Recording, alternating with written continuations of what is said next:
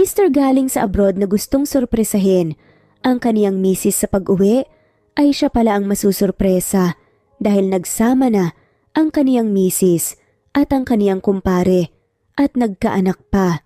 Hello, ako nga po pala si Dominic. Sobrang mahal na mahal ko ang aking asawa.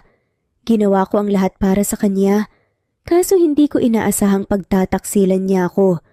Dahil sa labis na pagmamahal ko sa kanya, ay hindi matanggap ng aking puso't isipan na nawala na siya sa akin. Mabuti na lamang at may nakilala akong babae na magbibigay buhay muli sa aking wasak na puso at magbibigay liwanag sa madilim kong mundo.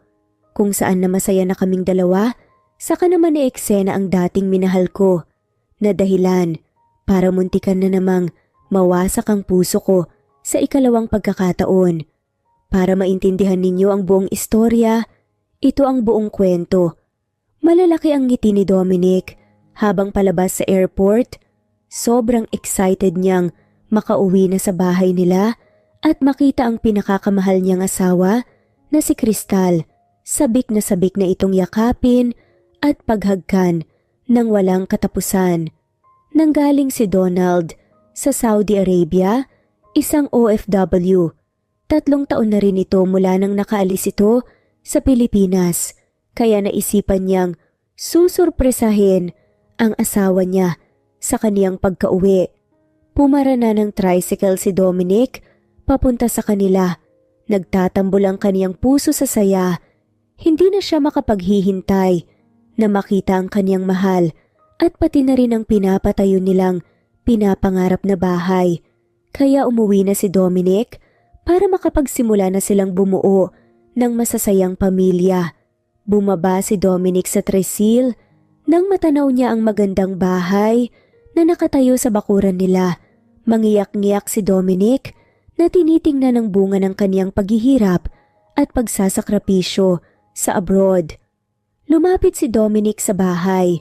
Binuksan ang gate na nanginginig sa saya at kasabikan. Sa wakas, may napuntahan din ang aking sakripisyo at pawis. Salita ni Dominic habang nililibot ang paningin sa kabuuan ng bahay. Pumasok si Dominic ng tuluyan sa loob ng bahay dahil hindi nakalock ang pintuan. Mahal? Tawag ni Dominic sa kaniyang asawa. Walang narinig na ingay si Dominic, kaya naglakad ng diretso si Dominic sa isang hallway, isa itong sala. Parehong gulat na gulat si Dominic at ang lalaki't babae na naghahalikan sa sofa. Sino ka? Bakit ka nakapasok sa pamamahay namin? Galit na usisa ng lalaki kay Dominic. Nagulat si Dominic sa mga taong nasa harapan niya. Hindi niya ito kilala. Baka magnanakaw yan, honey. Wait, tatawag ako ng polis. Kinakabahang ani ng babae, sabay kuha ng kaniyang cellphone at kalikot nito. Nanlumo si Dominic sa kaniyang narinig at sa mga posibleng mangyayari.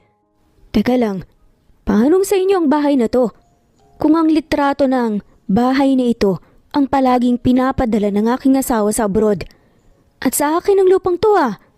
Katwiran pa nga ni Dominic na nagugulhan na ng sobra. 2 taon na mula nang nabili namin ang lupain na to at katatapos lang din ang bahay namin. Siguro ay pinaglololoko ka ng asawa mo. Segunda ng babae na nakaramdam ng awa kay Dominic. Sino bang asawa mo? Tanong ng lalaki kay Dominic na hindi na niya alam kung ano ang iisipin niya. Si Crystal ba ang asawa mo? Tanong ng babae kay Dominic na ikinatango ni Dominic. Nagkatinginan ang lalaki at babae na may awa para kay Dominic. Sinenyasan ng babae ang katulong na bigyan ng maiinom si Dominic habang pinapaupo nila si Dominic sa sofa para kumalma. Kung ganon, totoo nga ang chismis dito. Ani ng babae na ikinaigting ng tenga ni Dominic. Napakunot noon siya. Chismis? Na ano? Mas mabuting ikaw na mismo makakaalam pare. Ani ng lalaki, sabay tinapik ang balikat ni Dominic na nagpapahiwatig na magpapakatatag ka. Kahit sobrang naguguluhan pa si Dominic sa mga nangyayari, ay humingi ito ng paumanhin sa mag-asawa sa kaniyang pagpasok sa kanilang bahay bago lumabas na buong akala niya ay ang bahay na pinapagawa niya. Napabuga na lang si Dominic ng malalim na buntong hininga at mabilisang pinunasan ang mga nagbabadyang luha sa kaniyang pisngi.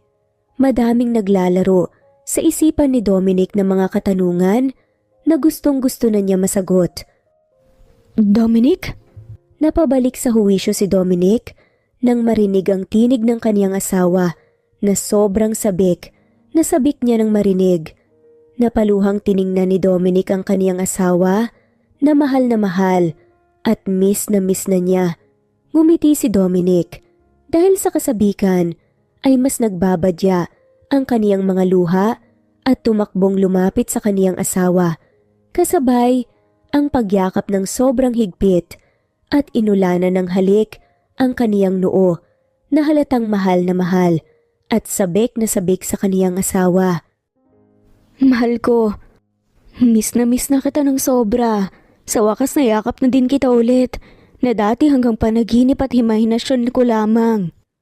Puno ng emosyon na sabi ni Dominic, pero parang taob ang kayakap-yakap ni Dominic dahil naninigas ito ng sobra, nagtatambol ang kaniyang puso dahil sa takot at pangamba.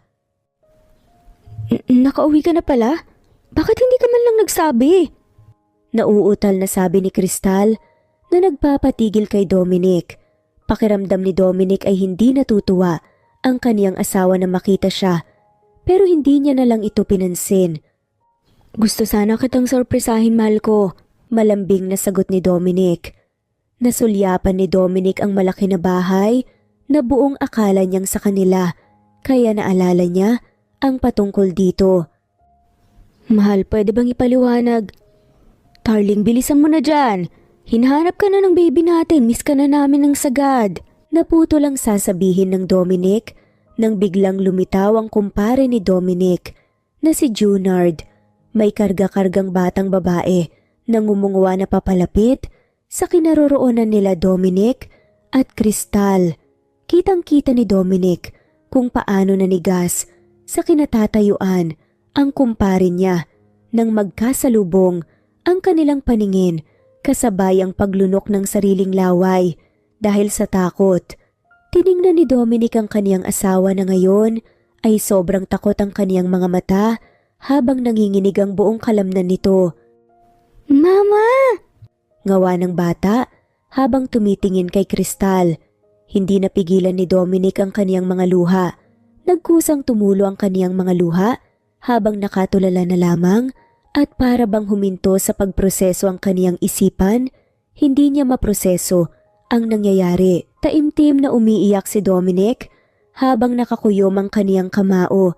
Hindi niya aakalaing siya pala ang susurpresahin ng kaniyang asawa. Magpapaliwanag ako. Ano pang ipapaliwanag mo sa akin, Crystal? Lintik, ito bang ibubungad mo sa akin?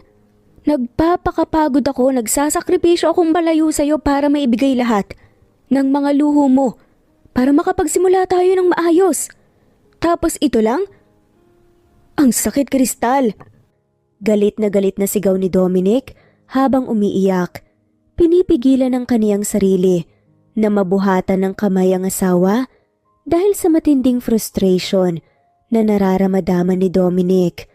Mas nanginginig sa takot si Crystal habang paupong umiiyak sa lupa. Nagtiwala ako sa iyo, Crystal. Halos oras-oras ay inaasam ko na sana makayakap na kita ng mahigpit. Na sana matapos na agad ang kontrata ko para makauwi na sa iyo. Habang ikaw, nakikipaglampungan sa iba, sa kumpare ko pa talaga. Isa pa, nasaan ang bahay na sinasabi mong napundar ko? Yan, matatanggap ko pa na wala kang napagawang bahay pero itong kagaguhang ginawa mo hinding-hindi. Sigaw ni Dominic at napahagulgol na lang sa pag-iyak. Ganoon din si Crystal na halos mawalan na itong hininga sa kakaiyak. Ang kakapal ng inyong mga mukha. Ginamit niyo pala talaga ang pera kong pinaghirapan ko sa sariling kawalanghiyaan niyo. Pinandidirihan kita. Tiimbagang nasabi ni Dominic habang pinapahira ng kaniyang mga luha. Galit na galit si Dominic. Kahit konting awa para sa asawa niya ay hindi niya na nararamdaman dahil sa matinding sakit na idinulot nito. Binaba ni Junard ang batang babae at umiiyak itong tumatakbo sa kanlungan ni Kristal na naghahalo na ang sipon at luha sa kakaiyak. May mga iilang kapitbahay na rin ang nakaagaw ng kanilang eksena. Pare, pag-usapan natin to ng maayos. Hindi ka ba nahihiya? Pinagtitinginan na tayo ng mga tao. Pakiusap ni Junard kay Dominic na ikinangisi na nga lamang ni Dominic ng pino na mas lalong nagpapainit sa kanyang kalamnan. Isa ka pang traidor ka! Sigaw ni Dominic at sinuntok ng malakas si Junard sa kaliwang pisngi. Dahil sa malakas na puwersa ay napaatras si Junard na agad nilapitan ni Dominic at dinambahan ulit ng isang malakas na suntok si Junard na ikinatihaya nito sa lupa. Pinagkakatiwalaan kita ng sobra. Sa dami ng nagawa ko sa'yo, aahasin mo lang pala ako. Papatayin talaga kitang hayop ka. Nag-aapoy sa galit na sigaw ni Dominic. Wala siyang ibang naramdaman kung hindi ay makaganti at mapalabas ang matinding apoy na nagliliyab sa loob ni Dominic. Maawa ka sa amin, mahal. Patawarin mo kami. Maawa ka, please. Umiiyak na pagsusumamo ni Kristal habang yakap-yakap ng mahigpit ang binti ni Dominic na pinipigilang makalapit kay Junard na ngayon ay halos mawalan na ng malay na nakahiga sa lupa. Namimilipit sa sakit na dumudugo na ang kaniyang mukha. Maawa? Ikaw naawa ka ba sa akin? Mahal na mahal kita ng sobra, Kristal. Alam mo yan, nag-abroad ako para sa magandang buhay na maibigay ko sa'yo. Pero itong ginawa mo sa akin, niloko mo ko. Niloko niyo ako.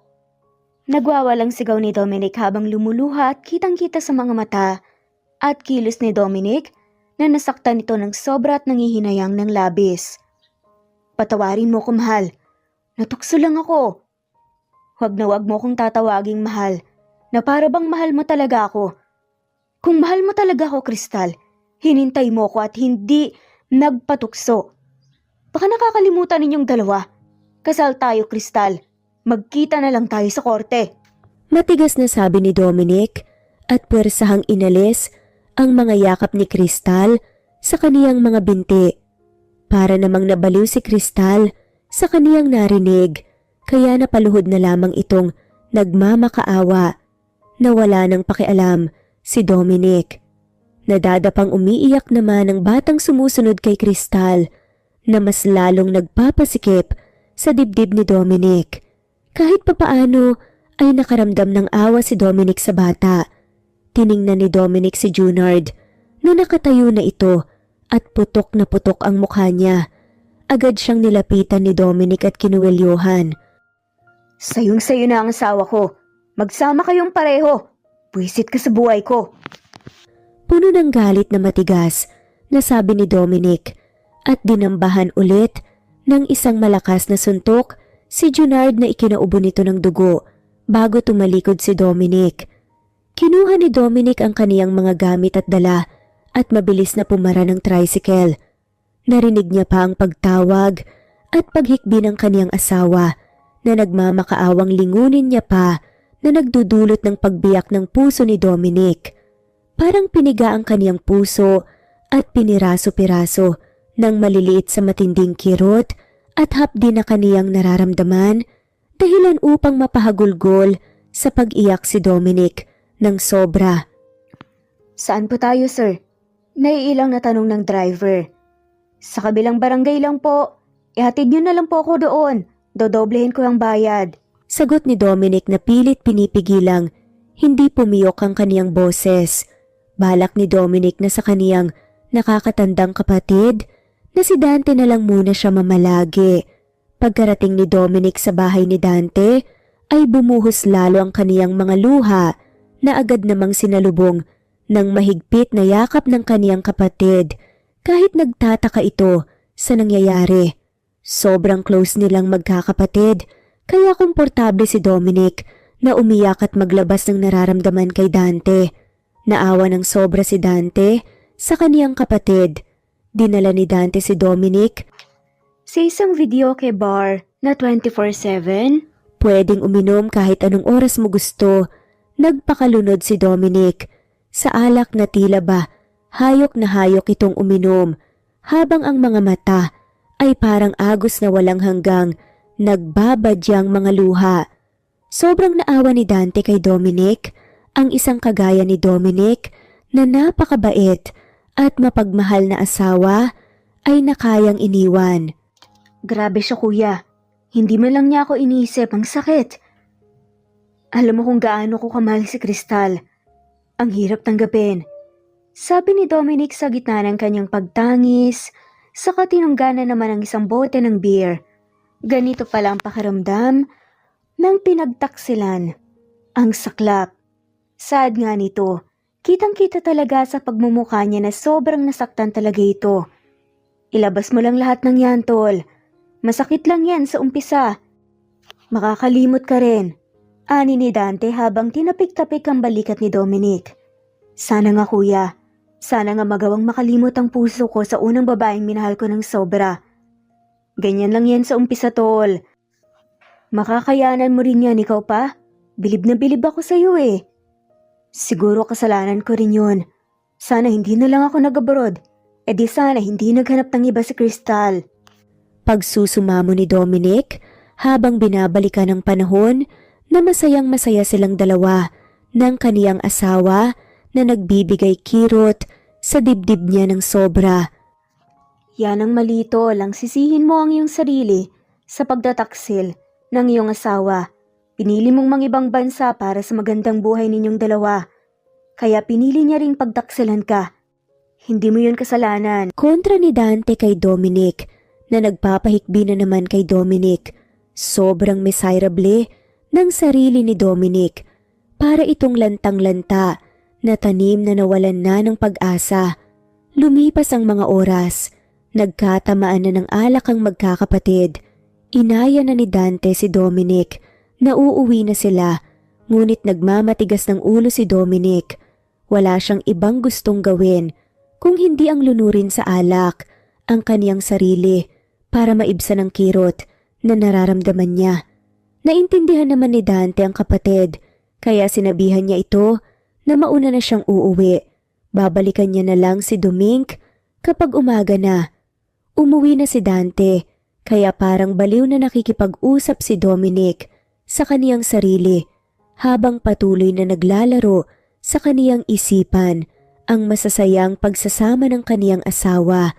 Sa araw ng kanilang mga pangako at sumpaan sa harap ng simbahan, sa mga plano nila sa buhay, kung ilan ang magiging anak lang nila dapat at ang mga destinasyon na gusto nilang pasyalan.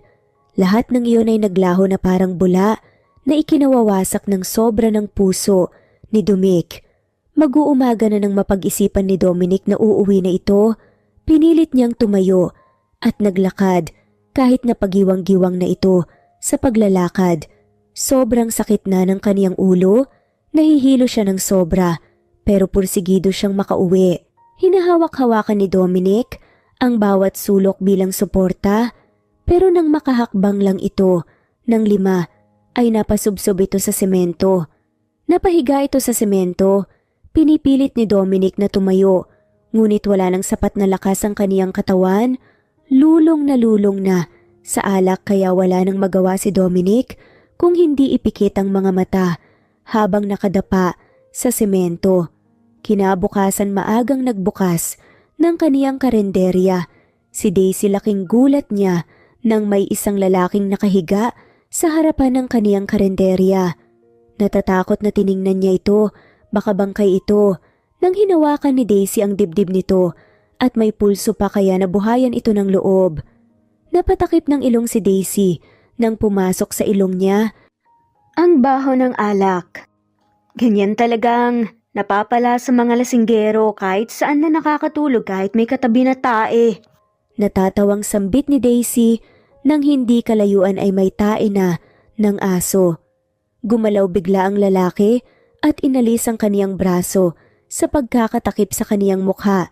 Namangha si Daisy ng sobrang pogi at kisig ng lalaking ito.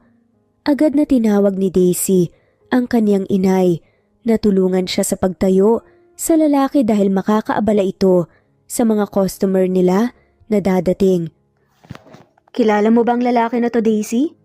Tanong ng inay ni Daisy habang inaayos nilang lalaki sa maliit na kama sa likuran ng karinderya nila. "Hindi ko alam na Sobrang lasing naman ng lalaking to." Sagot na nga lamang niya. "Mukhang hindi taga rito ang lalaking to. Hindi ko namumukhaan Sambit ng ale habang inuusisa ang pagmumukha ng lalaki. "Kaya nga yan din ang napansin ko, sino kaya to?" Sabi na lamang ni Daisy habang tinitignan ang kabuuang mukha ng lalaki. "Sige, kami na lang muna bahala sa karinderya. Aasikasuhin mo muna ang iyong bisita," sabi ng ginang na nagpakunot nga ng noo ni Daisy. "Inay naman, hindi ko yan bisita. Ang swerte naman niya kung aasikasuhin ko siya."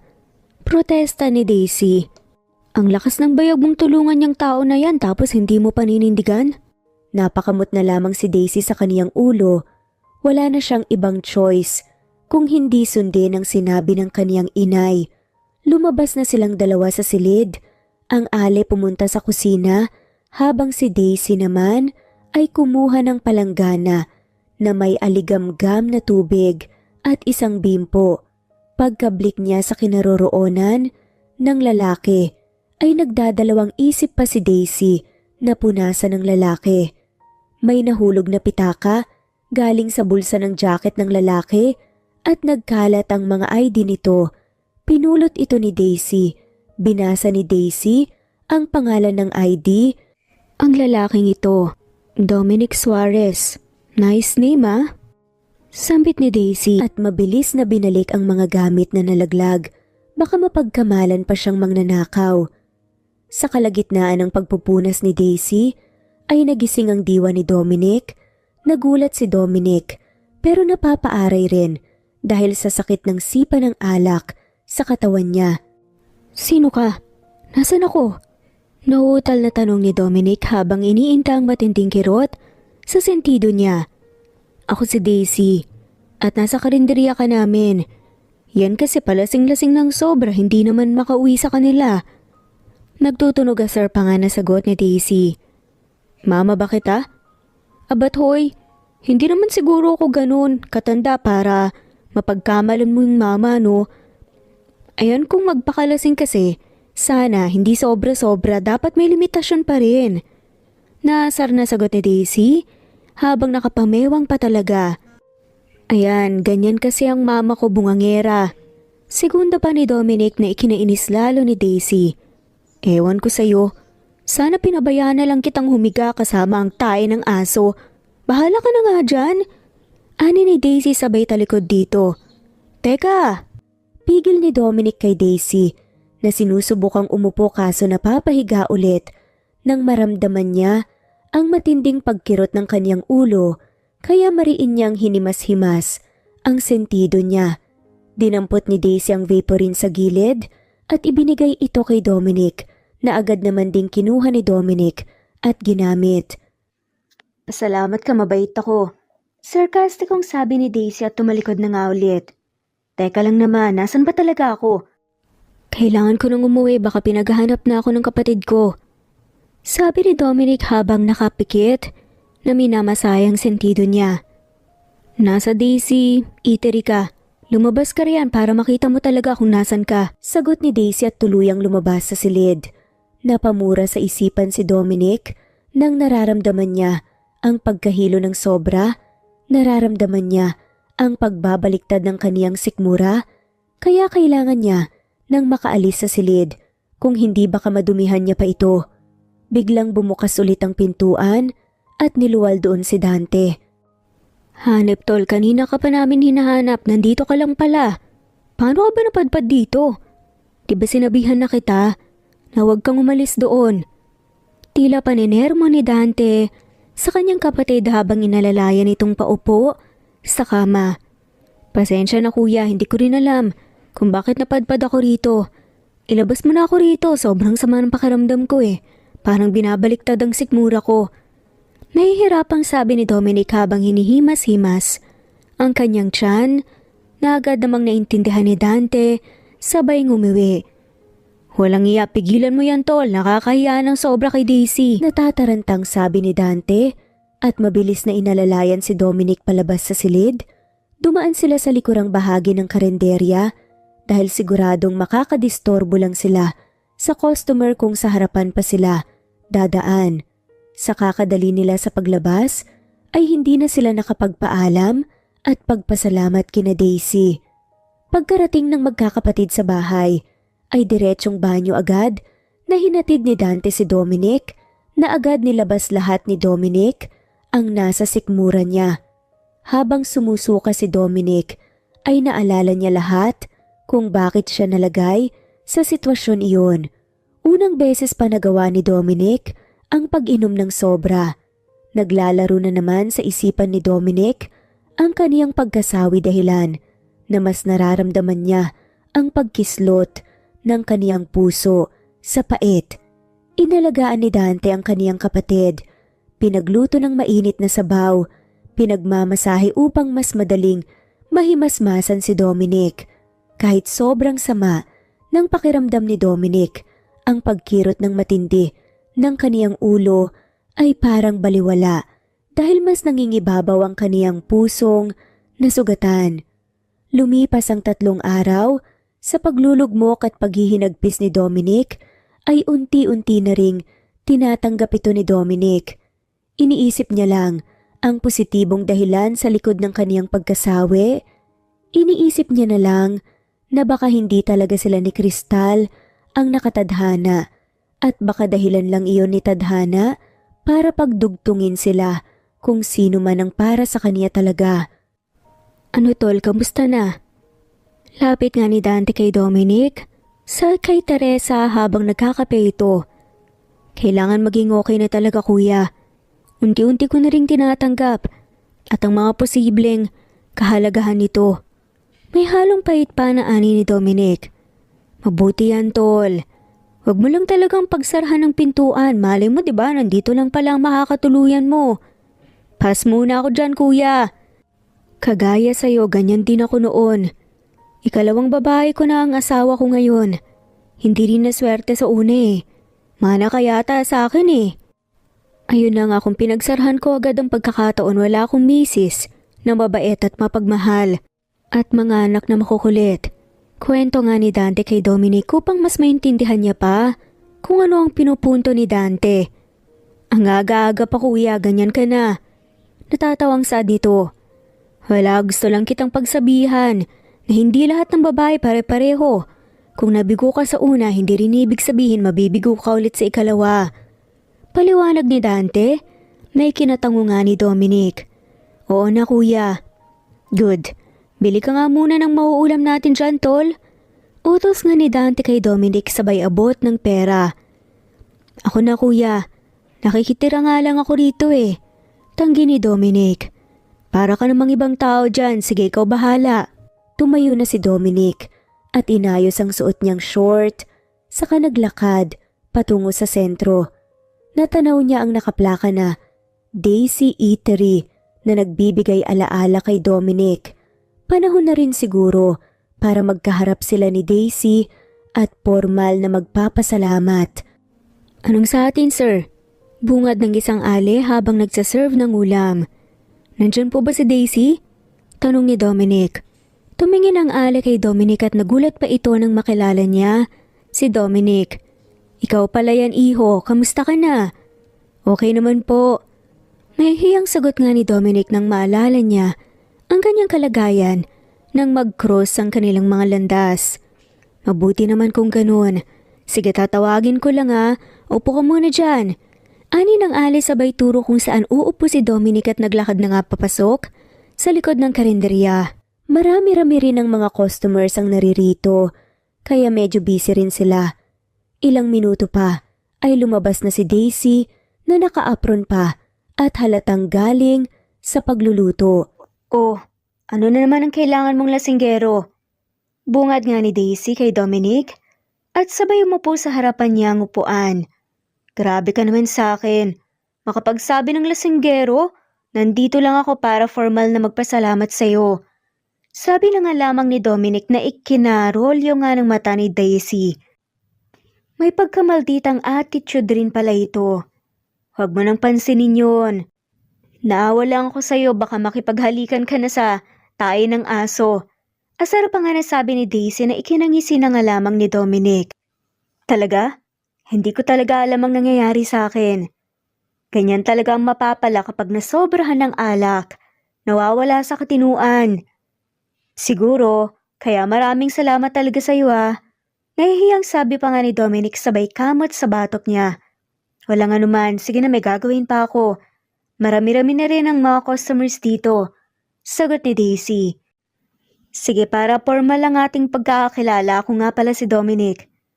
Nailang nga na pagpapakilala ni Dominic kay Daisy, sabay lahad ng kamay. Hello Dominic, I'm Daisy. Pakilala rin ni Daisy, sabay abot sa kamay ni Dominic at nagkamayan sila ng seryoso. Nagpaalam na silang dalawa dahil kailangan nang bumalik sa ginagawa niya si Daisy at hinihintay na rin si Dominic ng kaniyang kapatid sa bibilhin niyang ulam. Bumili ng ulam si Dominic at hindi niya alam kung bakit hindi niya maalis sa isipan ang paglapat ng kanilang kamay kanina ni Daisy at hindi rin maiwasan ni Dominic na mapangiti ang makita ang mukha ni Daisy na nasa maldita mode ito. Sa mga nagdaang araw, palaging bumibili ng ulam si Dominic kina Daisy. Gustong-gusto nila ang paraan ng kanilang pagluluto, kaya sa daming mga karenderya na nakatayo sa lugar nila, sa Daisy's Eatery, talaga sila bumibili. Wala pa rin bang nag-apply niyan? Usisa nga ni Dominic nang makita niyang nakaplaka nga sa harapan ng karenderya ni Daisy na naghahanap sila ng trabahador. Wala pa eh. Sagot naman ng Ale. Ako na lang kaya? Pwede ba ako? Pilyong tanong ni Dominic. Aba oo naman, ano game ka ba? Eksakto rin na naghahanap ako ng pagkakakitaan ngayon. Sige, pwede ka nang magsimula ngayon. Sagot na nga lamang ng Ale na nagpapasaya kay Dominic. Nagsimula na nga si Dominic sa pagtatrabaho sa Daisy's Eatery. Lahat ng mga supplies at mga produkto na dinideliver ay kinakarga ni Dominic at inilagay sa stockroom. Kung wala namang kailangang kargahin, ay tumutulong ito sa kusina. Wow, marunong ka palang magluto? Manghang sabi ni Daisy kay Dominic nang matapos niyang matikman ang niluto ni Dominic. Aba yan kaya ang trabaho ko sa abroad kusinero. Sagot nga ni Dominic. Kung ganon, bakit pakargador ang pinasukan mo kung mas mahusay ka pala pagdating sa kusina? Siyempre, trabahador hinahanap niyo eh. Alam nga naman mag-apply ako na hindi kayo naghahanap ng iba, di ba? Abat may pagkapiloso po ka rin pala. Tas kilay na sabi ni Daisy na ikinangisi na nga lamang ni Dominic. Switch mood ka na naman yan. Sige na, kumuha ka na ng lalagyan. Sabi na nga lamang ni Dominic. Abat angas makautos sa sino bang boss dito? Pagtataray ni Daisy. Eh ikaw ang mas nakakaalam dito eh. Sorry naman boss. Hoy kayong dalawa riyan. Bilisan nyo ng kumilos, mamaya na yung moment-moment nyo dyan. Litaw ng Ale na halatang pagod na ito. Parehong natameme ang dalawa at naiilang na kumilos. Walang nagawa pa si Daisy, kaya kinuha niya na lang ang lalagyan na agad hinainan ni Dominic. Lumipas ang isang buwang pagtatrabaho ni Dominic, kina Daisy ay mas nakilala niya rin ang totoong Daisy. Sa paglipas ng mga panahon, ay hindi namamalayan ni Dominic na nakakalimutan niya ang pagkasawi ng kaning puso tuwing kasama niya si Daisy. Kaya napag-isip-isip si Dominic na mag-file ito ng divorce gamit ang perang savings niya sa bangko na sana gagamitin nila ni Crystal. Mabilis na lumapit si Dominic kay Daisy nang marinig niya itong sumigaw. Nadatnan ni Dominic na may tumutulong dugo sa daliri ni Daisy. Mabilis na hinawakan ni Dominic ang kamay ni Daisy at iniihipan ito habang nakakunot ang noo ni Daisy dahil sa hapdi.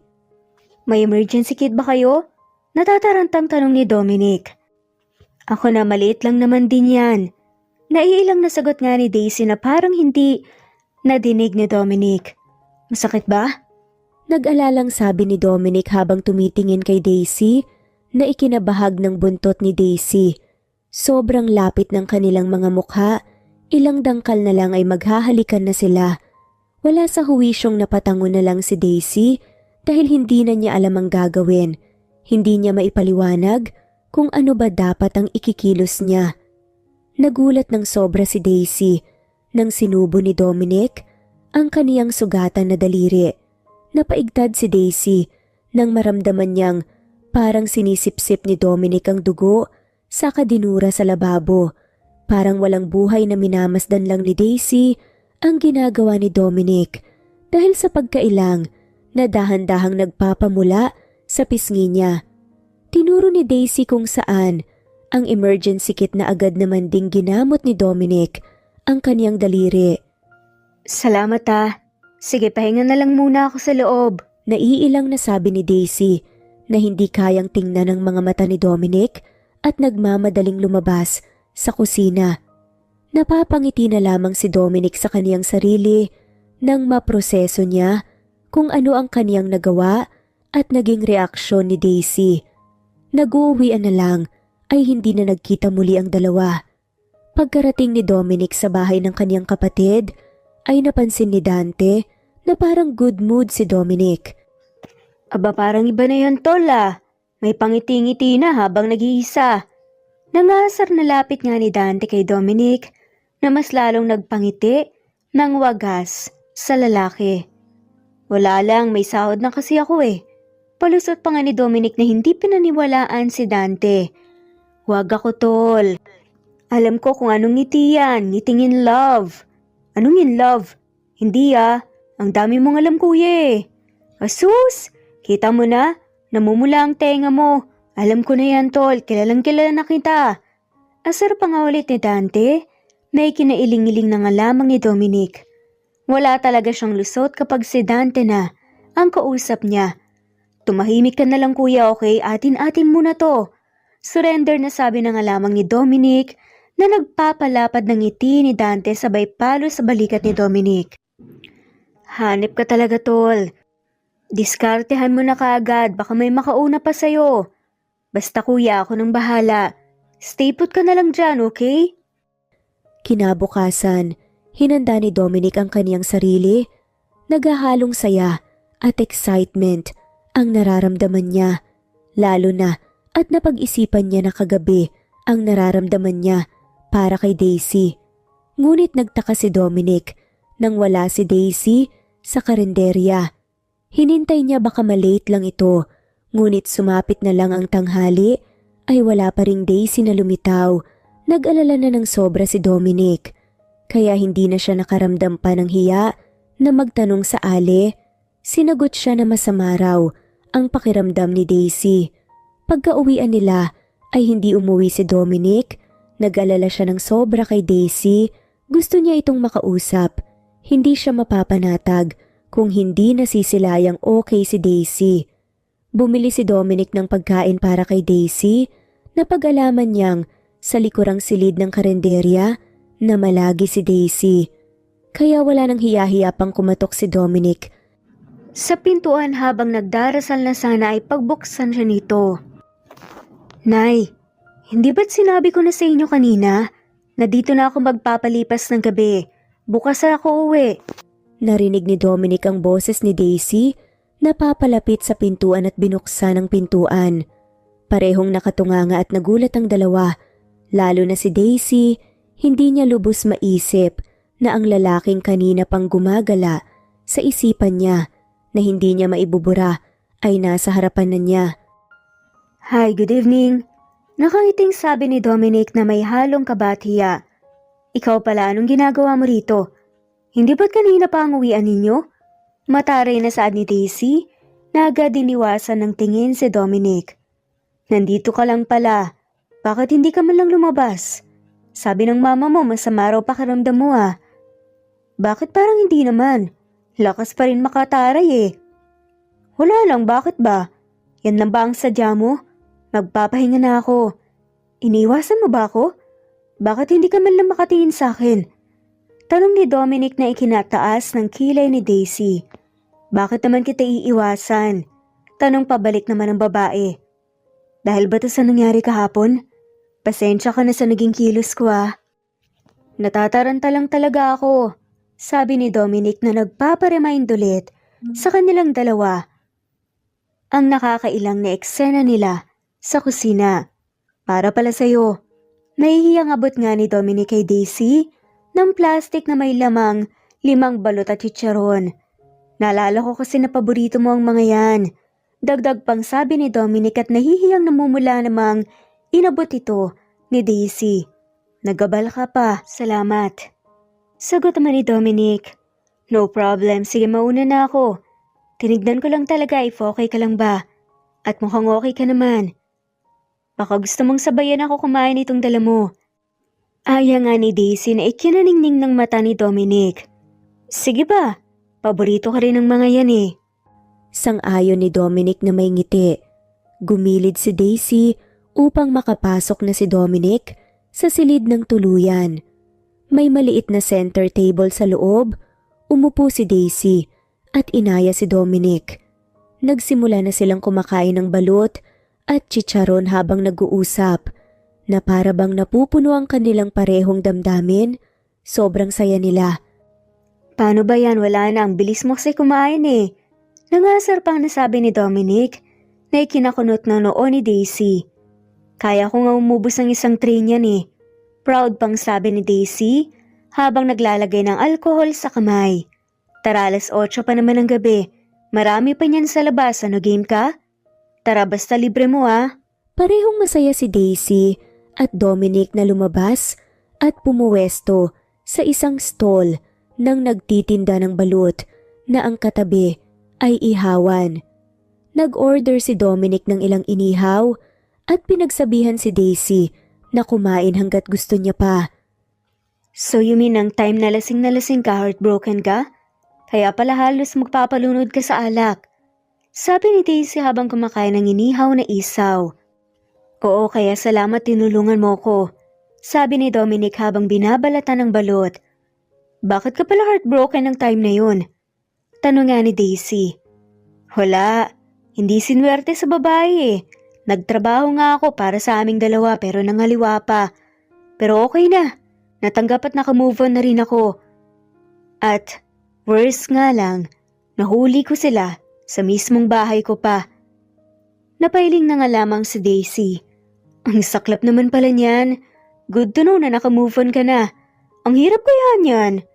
Nasabi na lamang ni Daisy, may kumalat na iilang ketchup sa pisngi niya, kaya agad na pinunasan ito ni Dominic na ikinataob ni Daisy. Sorry.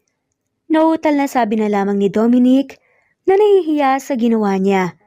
Okay lang. Naiilang na sabi ni Daisy na pilit kinakalma ang kaniyang sarili dahil kanina pa nagtatambol ang kaniyang puso na para bang nakukuryente ito sa pagdampi ng mga daliri ni Dominic sa kaniyang pisngi.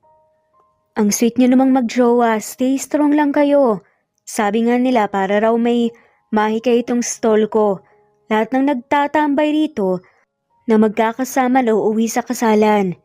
Eksena ng nagtitinda na Ali na parehong nagpapagulat sa kanilang dalawa na halos luluwa na nga ang kanilang mga eyeballs.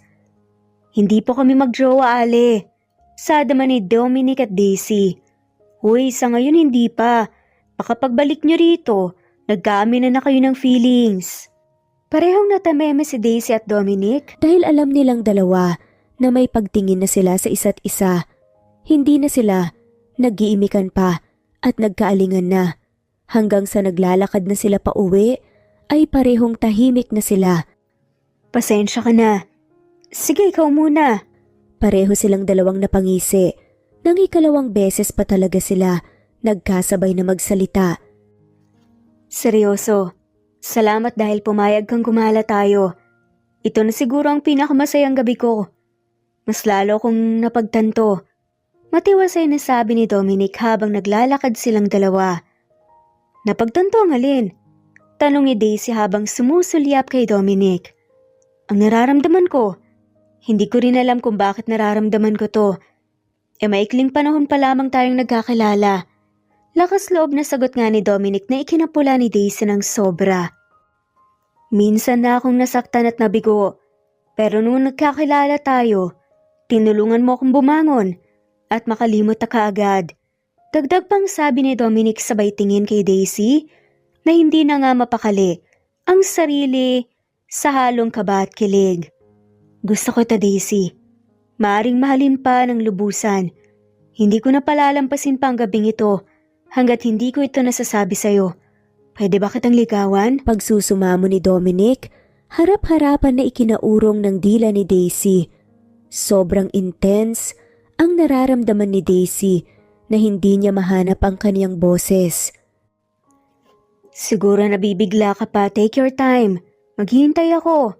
Dagdag pang sabi ni Dominic nang mapansin niyang natulala si Daisy. Hindi mo na kailangan maghintay pa, Dominic. Kaya hindi rin ako makalabas kanina dahil iniiwasan nga talaga kita. Dahil nagkakarera palagi ang puso ko kapag nandyan ka. Nahulog na rin ang loob ko sa'yo. Pag-amin ni Daisy na ikinatubig nga ng mata ni Dominic sa saya. Talaga? So ibig mong sabihin pwede kitang ligawan?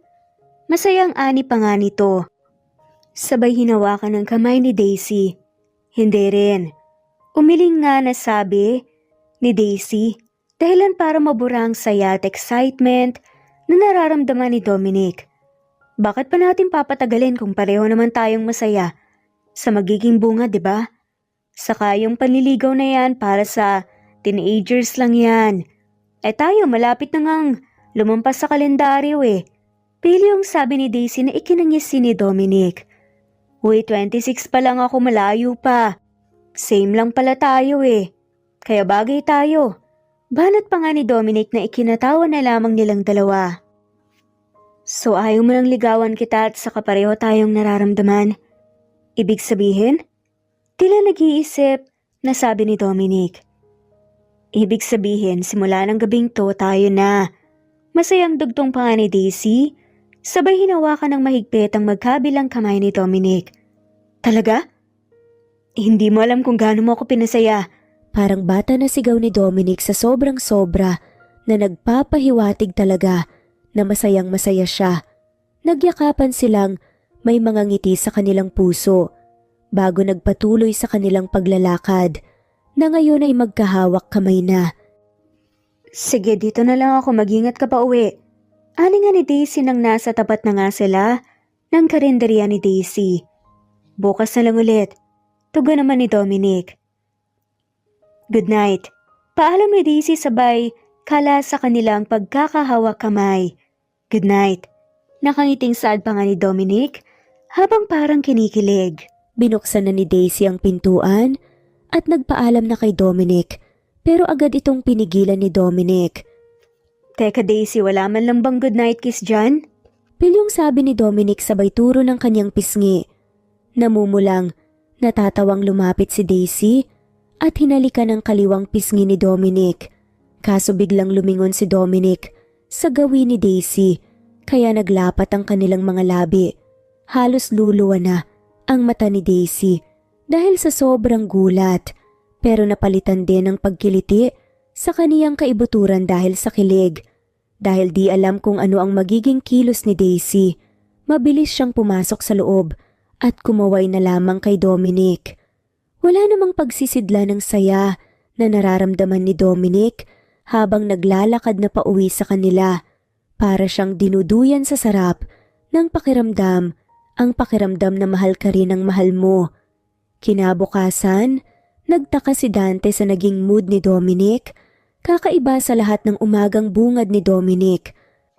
Uy, bakit good mood kaya Tol? May nangyari ba kagabi? Ang tagal mong nakauwi eh. Sino ba namang hindi magiging good mood niyan? Kuya, kung hindi niya ako pinayagang manligaw sa kanya. Proud na tanong nga na sabi ni Dominic na ikinanguwi ni Dante.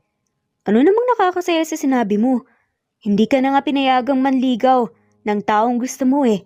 Masaya ka pa? Hindi niya ako pinayagang manligaw kuya kasi kami na kaagad. Sabi nga ni Dominic sabay taas baba ng kanyang kilay na nagpapagulat kay Dante ng sobra. Wow, iba ka talaga tol. Wait, sinong babae ba yan? Si Daisy ba yan? Chismosong usisa pa nga ni Dante. Bakit pa ba ako nagtanong? Obvious na obvious naman eh. Pero tol, pinapaalala ko lang sa'yo na sa batas kasal ka pa rin. Salita ni Dante na pumatay sa maayos na mood nila. Alam ko naman yun kuya. At alam mo rin na nag-file na rin ako ng divorce. Hinihintay lang ang pirma ni Crystal. May halong lungkot na sagot pa ni Dominic. Alam ba ito ni Daisy? Wala siyang alam pero gagawin ko ang lahat na ma-approve agad ang divorce papers namin ni Crystal sa lalong madaling panahon. Atin-atin lang muna to kuya. Nagkaintindihan ng magkakapatid. Naglalakad si Dominic papuntang trabaho. Hindi niya mapigilang isipin ang patungkol sa status niya. Ang katotohanang kasal pa siya. May nadaanan si Dominic na nagtitinda ng bulaklak. Kaya napangiti ito nang maisip si Daisy. Agad siyang bumili at nakangiting iniisip ang magiging reaction ni Daisy. Magandang umaga sa pinakamagandang babae na iniibig ko. Corny na bungad nga ni Dominic kay Daisy nang madatna niya itong nagwawali sa harapan ng karinderya. Naku Dominic, ang aga-aga pa, pero ang lakas mo ng mambola ah. Sabi nga ni Daisy na hindi matago-tago ang pamumula ng kanyang pisngi. Totoo naman talaga eh. Wala bang good morning kiss dyan? Pilyong saad pa nito. Hoy, baka may makakita sa atin na nakakahiya. Saad naman ni Daisy. Sige na nga, utang na muna. Para sa'yo pala. Sabay bigay ni Dominic ng isang pompom ng bulaklak na pulang rosas na agad. Inabot ni Daisy nang nakangiti ng wagas habang inaamoy ang bulaklak. Magkahawak kamay si Dominic at Daisy na pumasok sa loob. Mga iilan pa lamang ang customers nila dahil medyo maaga pa. Nadaanan nila ang inay ni Daisy na agad silang binigyan ng kinikilig na tingin. Tumingin si Dominic kay Daisy, pinaliwanag ni Daisy na sinabi niya ang tungkol sa kanila, sa kaniyang ina, na sobrang boto na boto sa kanilang pagmamahalan. Nagsimula na silang dalawa sa kanilang mga trabaho, inaayos ni Dominic ang mga produkto at si Daisy naman ay nagluluto. Nang matapos na si Dominic, ay dahan-dahan itong lumapit kay Daisy na nakatalikod sa kaniya na agad yumakap sa baywang ni Daisy at isinandal ang ulo sa kaniyang balikat na ikinasinghap ni Daisy. Ang sarap naman sa pakiramdam kung mag-asawa na tayo kapag gigising ka ng umaga. Ikaw na agad ang bumungad sa akin. Malambing na ani ni Dominic na para bang inaamoy-amoy ang leeg ni Daisy na ikinailang ni Daisy dahil nakikiliti siya sa bawat pagdampi ng hininga ni Dominic sa kaniyang leeg. Tumigil ka nga muna, baka may makakita sa atin. Awat nga ni Daisy na hindi na nga makakonsentrate sa pagluluto. E di mainggit sila. Saad naman ni Dominic. Sira ka talaga, may pagkaklingi ka rin pala. Humarap si Daisy kay Dominic at nagkatinginan sila sa mata. Hinalikan ni Dominic si Daisy na agad namang tinugon ni Daisy ng buong pagmamahal habang ang kanilang mga puso ay napuno ng kasiyahan at kagalakan. Lumipas ang ilang buwan ay wala pa ring pinagbago ang pagmamahalan nila, Dominic at Daisy, kung ano sila noong unang araw na naging sila ay ganoon pa rin sila. Isang pagsasama na maaring ihahambing sa perpektong pagsasama na nagkakaintindihan. Go mahal, kaya mo yan! Malakas na hiyaw ni Daisy kay Dominic nang naglalaro ng dart si Dominic upang makakuha ng teddy bear. Nasa arcade sila, ngayong dalawa na mamasyal. Ayan, malapit na mahal! Sigaw na naman ni Daisy nang muntik na itong tumama. At sa ikalawang tira ni Dominic ay tumama na ito at nakakuha ng malaking kulay rosas na teddy bear. Ang galing naman ng mahal ko. Salamat mahal ah. Masayang sabi ni Daisy nang ibinigay ni Dominic ang teddy bear kay Daisy. Siyempre nanonood ang lakas ko eh. May bayad yan uy. Sagot naman ni Dominic sabay nguso na agad namang dinampian ni Daisy ng halik. Halik ba yun? Hindi ko naramdaman ah. Pag-iinarte pa nga ni Dominic. Huwag ka nga dyan, nasa public tayo. Tara mahal, sakay tayo roon sa Ferris wheel. Masayang saad naman ni Daisy. Agad na pinagsaklop ni Daisy ang kanilang kamay ni Dominic at agad itong hinila papuntang pila sa sasakay sa Ferris wheel. Nang makasakay na sila sa loob, ay kitang-kita mo talaga kung gaano sila kasaya at kontento sa isa't isa. Kinuha ni Dominic ang teddy bear at nilagay sa upuan sa kaniyakap ng mahigpit si Daisy na agad ginawa rin ni Daisy. Sobrang saya ko talaga na nakilala kita, mahal. Hindi ko na talaga alam ang mangyayari sa akin kung wala ka. Parang ayoko na yatang mabuhay kung hindi ka kasama. Mahinahong salita ni Dominic na ikinangiti ni Daisy. Kaya nga mahal, ang corny man pakinggan pero pareho tayo nang iniisip. Ayoko na ng iba. Gusto ko nang ikaw ang makakasama habang buhay. Salita ni Daisy na ikinataba ng puso ni Dominic. Wala talagang mas masasarap sa pakiramdam kung talagang nagmamahalan kayong dalawa. Kaya ng palaging sinasabi natin, mahal, na palaging makikinig sa isa't isa at palaging pipiliin na magkaayos kung may problema. Oo nga mahal, nakatatak na yan sa isipan ko, I love you. Masuyong saad pa ni Daisy, I love you more, mahal. Sinserong sagot ni Dominic, saka pinagdugtong ang kanilang mga noo habang nag-uusap ang kanilang mga mata na puno ng pagmamahal. Lumipas ang mga araw, mas lumalim pa ang pag-iibigan ng dalawa. Wala silang ibang ninanais kung hindi ang makasama ang bawat isa sa araw-araw. Masayang nagsiserve ng mga orders si Daisy sa customers habang si Dominic ay nasa kusina pinagpapatuloy ang pagluluto. Ikaw ba si Daisy? Kalabit ng isang babae kay Daisy at agad nang umiti si Daisy at tumango.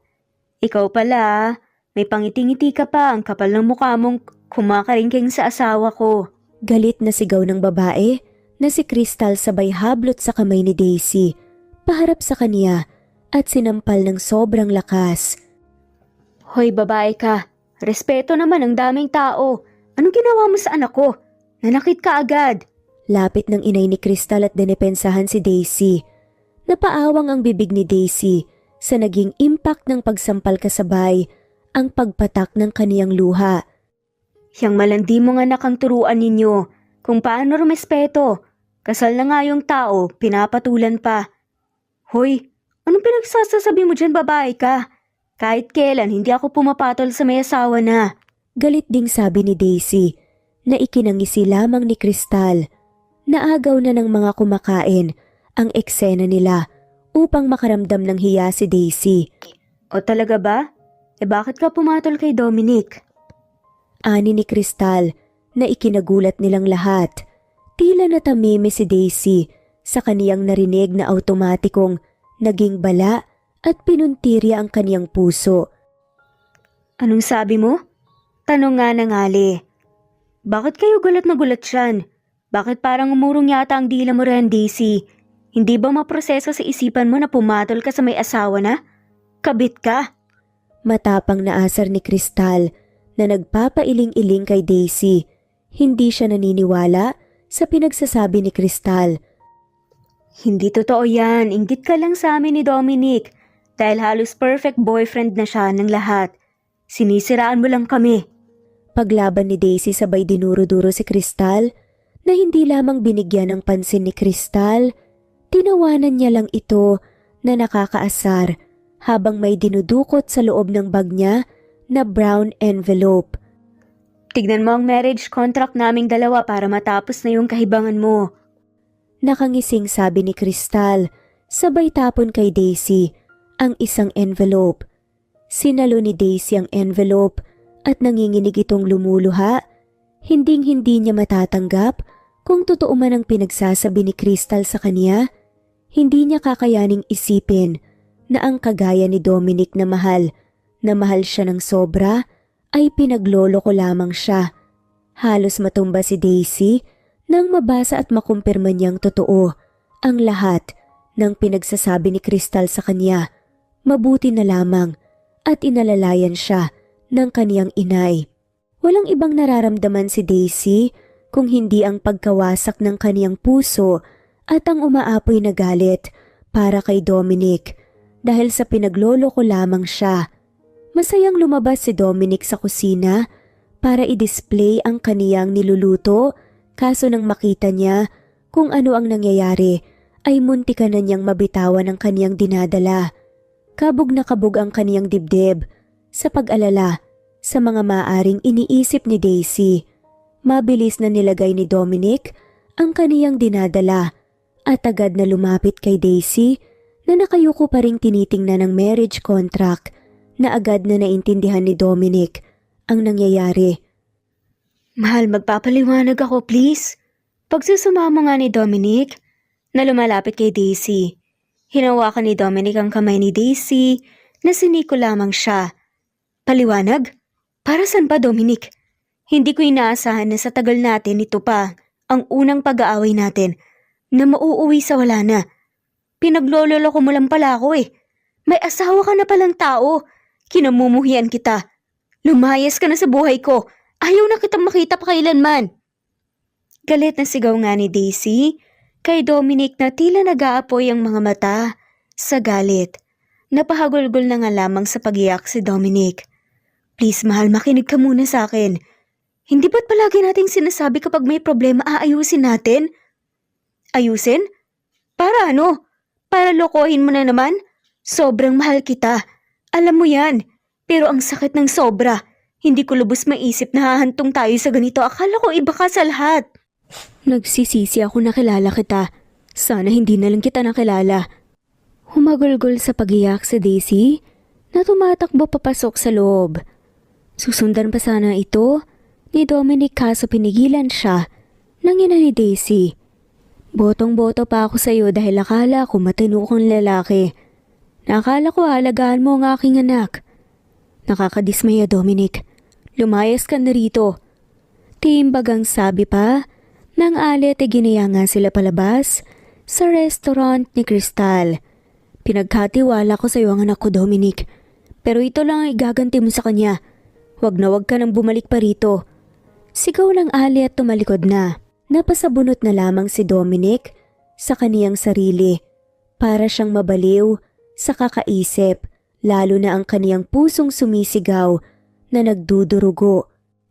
"Tara na mahal, wag mo nang pagsiksikan ng sarili sa taong tinalikuran ka na." Lapit nga ni Crystal kay Dominic na ikinaigting ng tenga at nagpapakulo ng sobra sa dugo ni Dominic. "Sino ka ba?"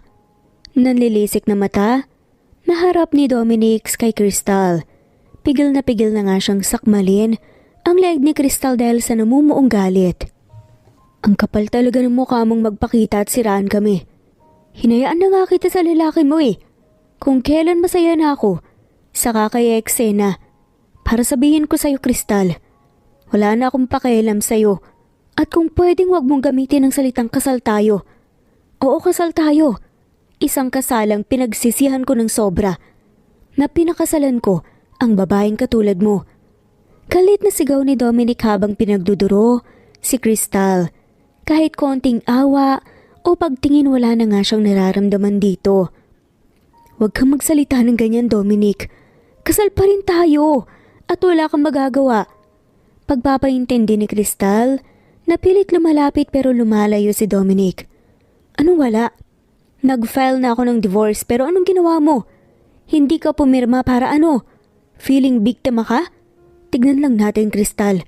Huwag mo kong susubukan, huwag mong isagad ang pasensya ko at ang natitirang respeto ko dahil babae ka." Biglang tumakbo si Crystal at lumuhod na nagmamakaawa kay Dominic na umiiyak ng sobra na mas lalong nagpapainit ng dugo ni Dominic. Wala siyang ibang nararamdaman kay Crystal kung hindi galit. "Patawarin mo na ako. Pinagsisihan ko na talaga ang ginawa ko. Nadukso lang ako pero ikaw ang mahal ko. Maniwala ka sa akin. Ikaw lang ang lalaking minahal ko ng sobra. Please, magsimula tayo muli. Babawi ako sa'yo." Pagsusumamo ni Crystal habang umiiyak pero wala nang pakialam pa si Dominic. Ang gusto lamang ni Dominic ay ang makausap ng masinsinan si Daisy. Gusto niya magpaliwanag upang magkaayos na.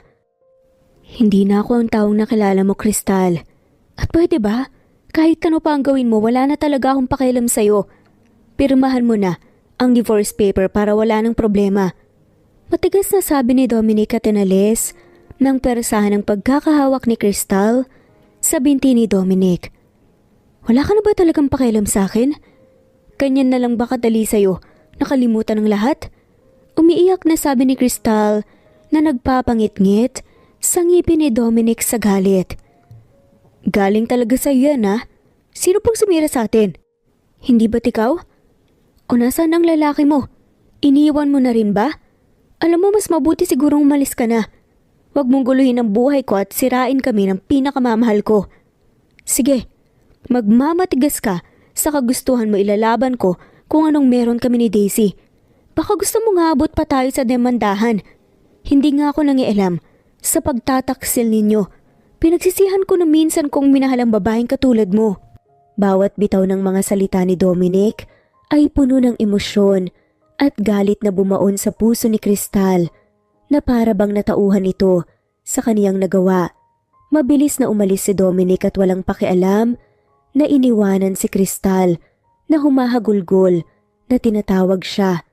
Kailangan muna ni Dominic na ikalma ang kaniyang sarili bago balikan si Daisy at suyuin. Kinabukasan, madaling araw pa lamang ay nasa labas na ng karenderya si Dominic. Nag-aabang sa pagbubukas ni Daisy. Nang magbukas ng pintuan si Daisy at makita si Dominic sa labas, ay sinara niya ulit ang pintuan. Nagmamakaawang umiiyak si Dominic na kausapin ni Daisy, ngunit sobrang nasaktan si Daisy sa mga nangyayari kaya nagmamatigas ito. Biglang bumukas ang pintuan at lumabas ang ina ni Daisy at mas pinaskil na papel sa harapan ng karenderya na for rent. Teka, ano po bang ibig sabihin nito? Paparentahan niyo po to? Nagugulhang tanong ni Dominic. Dahil aalis na kami rito. Po? Saan naman kayo pupunta? Sa malayo raw, sa manlolokong tao. Sagot ng alay na ikinadurog ng puso ni Dominic.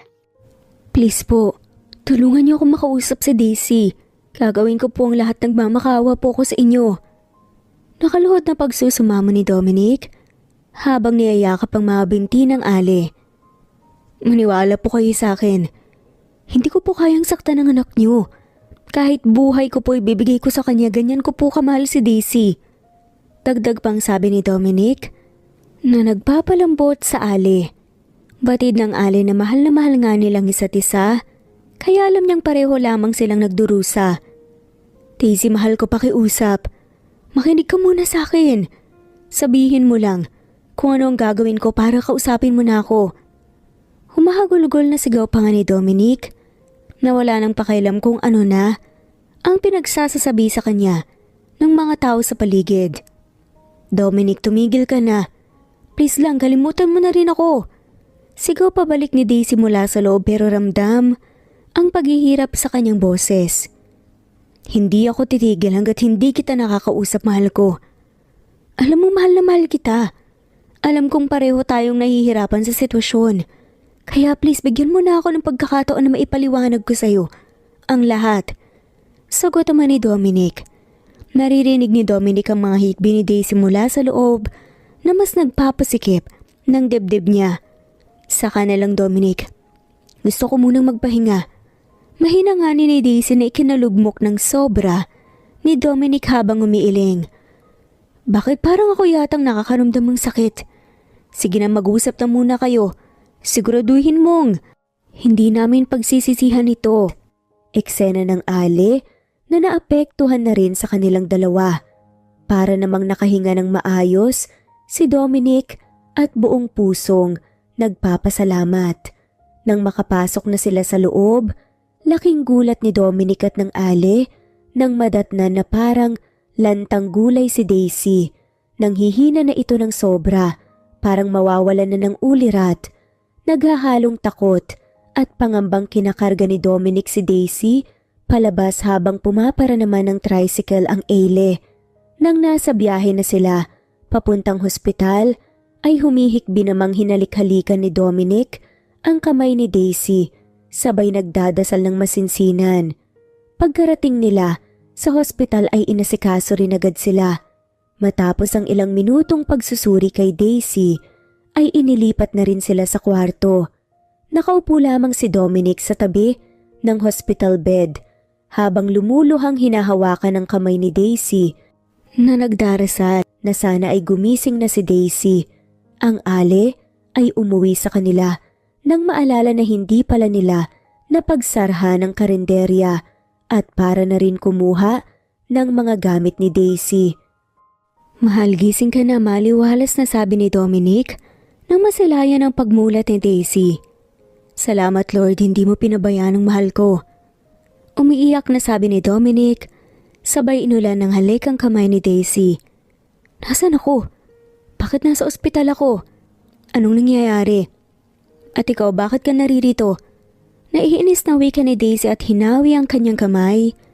Ngunit mas hinigpitan ito ng pagkakahawak ni Dominic. "Kumalma ka na mahal. Sabi ng doktor, bawal ka muna sa sobrang may emosyon. Patawarin mo ako kung nasaktan kita. Ayusin natin to mahal, please makinig ka muna sa akin." Pagmamakaawa ni Dominic, kasabay ang pag-uunahan ng kaniyang mga luha. Napaiwas na lamang ng tingin si Daisy dahil nanunubig na naman ang kaniyang mga mata. "Wala naman din akong choice, alam mo ring mahal na mahal kita. Kaya alang-alang sa mabubuong pamilya natin. Sabihin mo na lahat ng gusto mong sabihin, makikinig ako." Napaiyak na lamang sa tuwa si Dominic at hindi na sinayang pa ang pagkakataon. Sinabi niya lahat kung saan nagsimula hanggang sa napadpad siya kina Dante. Inamin niya rin na totoong kasal sila ni Crystal pero ongoing na ang process sa kanilang divorce paper. "Ikaw ang buhay ko, Daisy. Kayo nang magiging anak natin. Hindi ko kakayaning malayo sa'yo. Sobrang natakot ako mahal na baka tuluyan ka mawala sa akin. Kahit inaayawan mo na ako, nandito pa rin ako patuloy na nilalabanan ka." Sinserong sabi ni Dominic na parehong nagpapaiyak at nagbibigay ng ginhawa sa kanilang dalawa. "Pasensya ka na kung nagmamatigas akong makausap ka. Nasaktan lang. Halika nga rito, namiss kita ng sobra." Naluluhang sabi ni Daisy. Naluluha sa saya si Dominic na lumapit kay Daisy at nagyakapan sila ng sobrang higpit. Dinaramdam ang bawat presensya at pagpupuno sa pangungulila nila sa isa't isa na naghihilom sa kanilang mga sugat. "Oops, baka maipit si baby." Ani nga ni Dominic na sobrang natuwa. "Bakit hindi mo sinabi sa akin na mahal na buntis ka na pala? Pala ko sanang sorpresahin ka. Samansa din natin. Kaso kung sinurpresa sa pagsugod ng asawa mo." Nag-aalborotong sabi ni Daisy. "Correction lang, asawa ko noon at ikaw ang future wife ko." "Che." Taray nga na-react ni Daisy pero sa kaloob-looban kinikilig na. "Matagal ko na itong binili. Kaso hindi ako makahanap ng tiyempo. Siguro ito na ang perfect timing para ibigay ko sa'yo at bilang pagbibigay assurance sa'yo na ikaw at ikaw lamang." Bilang sabi nga ni Dominic at may kinuha itong maliit na pulang kahon sa bulsa niya. Naluluhang tumitingin si Daisy sa kahon na binubuksan ni Dominic na isa itong engagement ring. "Daisy ng buhay ko, pwede ba kitang makasama habang buhay? Bumuo ng isang dosenang anak. Makasama hanggang parehong nakatungkod na tayo. Maaari ba kitang maging walang hanggan?" Puno ng emosyon na sabi ni Dominic habang tumitingin sa mga mata ni Daisy na naluluha na, natatawa dahil sa mga sinasabi ni Dominic. "Kahit hindi na ako magsalita, alam mo na kung anong sagot ko. Siyempre naman, maaari na maging tayo ng walang hanggan." Nakangiting sagot ni Daisy na hindi maiwasan ni Dominic na suyuin niya ng matamis na halik si Daisy dahil sa saya. May pag-iingat na kinuha ni Dominic ang singsing at masuyong inilagay ito sa daliri ni Daisy habang hindi mapigilan ang pagpatak ng kanilang mga luha. Mga luhang nagpapatunay kung gaano sila kasaya sa isa't isa. Lumipas ang ilang mga araw, Nagsama na si Dominic at Daisy sa isang bubong na may permiso sa inay ni Daisy. Nagsimula na rin si Dominic na gamitin ang kaniyang natapos na pinag-aralan upang makahanap ng mas disente at stable na trabaho para sa magiging pamilya nila ni Daisy. "Mahal, nakauwi na ako," tawag ni Dominic kay Daisy. Mabilis namang sumalubong si Daisy kay Dominic at yumakap ng mahigpit. Sabay halik. "Dinala mo ba ang sinabi ko?" tanong ni Daisy. "Pwede bang hindi? Siyempre naman para sa mahal ko at sa baby namin." Para namang kumikislap-kislap ang mata ni Daisy nang nilabas ni Dominic ang 1 kilong manggang hilaw at ang bagoong na niluto na. Halos tutulo na ang laway ni Daisy sa kakatitig ng mangga. Mabilis na kinuha ni Daisy ang dala ni Dominic at pumunta sa kusina para balatan ng mga mangga. "Thank you so much, mahal ko. The best ka talaga. I love you so much." Masayang ani ni Daisy sabay inulan ng halik. Ang buong mukha ni Dominic na parang bata na sobrang saya dahil ibinigay ang gusto nito. "Walang anuman, I love you more." Masayang sagot naman ni Dominic. Napapangiti na lamang si Dominic habang pinapanood si Daisy. May biglang kumatok sa pintuan nila, kaya binuksan ito ni Dominic. Isa itong sulat. Nang buksan niya ito, ay mas lalong sumaya si Dominic dahil naaprubahan na ang divorce paper nila ni Crystal. Ibig sabihin ay malayang tao na si Dominic at maaari na silang ikasal ni Daisy. Mas sumigla rin si Daisy nang malaman niya ito. Ito na lang ang kanilang hinihintay para makasal na sila. Hindi na nila kailangan ng bonggang kasalan. Ang gusto lamang nila ay ang papeles na magpapatunay na sila ay magkatuwang sa buhay.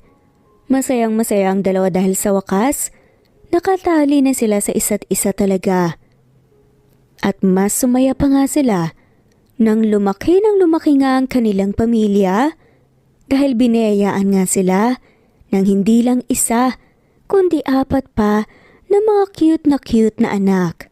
Quadruplets. At wala na nga silang mahihilin pa. One time, big time. Ang buhay, minsan ay masaklap. Pinaparanas ka ng kabiguan pero hindi ibig sabihin na dyan ka lang palagi. Yan ang magsisilbing lakas mo upang ikaw ay umasenso. Kung nabigo ka man sa unang pagkakataon, huwag kang sumuka at mawala ng pag-asa. Subukan mong lumaban ulit hanggang makamtan mo ang iyong inasam at kasiyahan.